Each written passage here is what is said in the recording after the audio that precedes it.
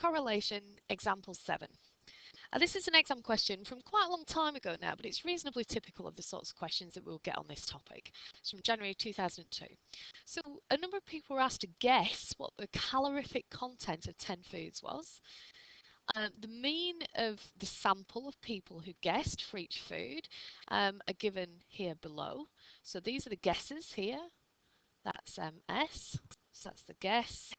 And then the actual value that they were aiming for was here. So a packet of biscuits has 170 calories, and people guessed on average that it had 420. So not too accurate there. Similarly for each piece of food going down. First thing it asks us to do is draw a scatter diagram indicating clearly which is the explanatory and which is the response variable. Now in the exam they actually gave us the grid, and I've already plotted the points down here. Now explanatory is X and response is Y. Now if we think about it, what happens first? Does the food have a calorific content, or do the people guess first? Well, what actually happens is the food has a calorific content and people guess what that is. So the thing that you put on the x-axis is what is actually true, and then on the y-axis you would put what is the guesses. So the explanatory variable is down here. So that's the explanatory, that's actually what happens, and then the response is up the side. Remember there's two other words there. We could have also said, although it didn't say it in this question, the independent variable on the bottom, and we could have said dependent variable up the side. So that's what the scatter graph looks like. You may be able to make a judgment about the correlation coefficient based on the picture. And then if we scroll back up, it says calculate the correlation coefficient for the above data to 3 significant figures, 7 marks. So there's plenty of marks available. We must show our method.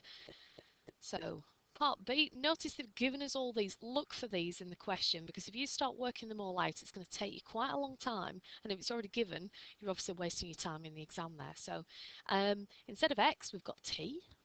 So STT is sigma t squared minus sigma t all squared over n. Sigma t squared, that is 246,050 minus sum of t, 1340 all squared, divided by how many foods? There are 10. Work that out, and we get 66490. Why don't you pause the video at that point and see if you can work out the other two. So if you did pause the video, you will hopefully have written something like this. We're writing it in terms of S. If you really can't do it in terms of T and S and it really confuses you, you could write it in terms of X and Y, because we have indicated which is on the X-axis and which is on the Y-axis. So you'd be okay there.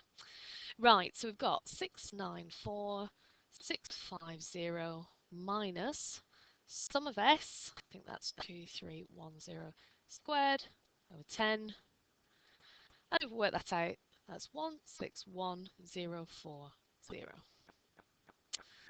Last one, S, now it would be XY, so it's TS. Sum of TS minus sum of T, sum of S over N. So sigma TS was 396775 minus sum of T, sum of S over N, and working that out, 87235. Okay, so we've worked out all those quantities. Now we need to work out R. Again, write out what you're actually going to do and then substitute the numbers in.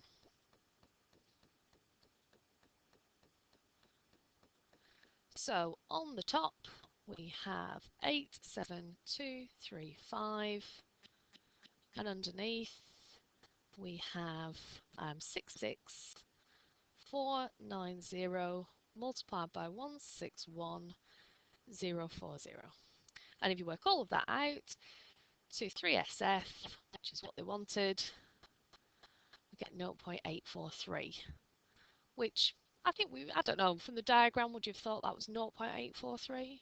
Possibly. These two seem a little bit out of the way for me, but it depends on the scale of the axes. Sometimes it looks misleading. So, last one, state with a reason whether or not the value of the product moment correlation coefficient changes if all the guesses are 50 calories higher. Now, this is kind of a coding. What they're really saying is, what would happen if instead of S, we had S plus 50? In other words, if everyone had guessed 50 values higher.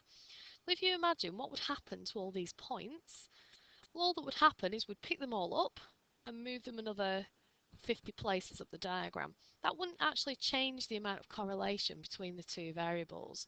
So what we can say is that adding 50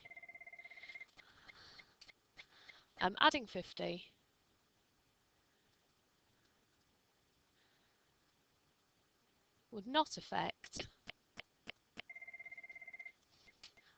the product moment correlation coefficient. So that's that idea of coding not affecting R.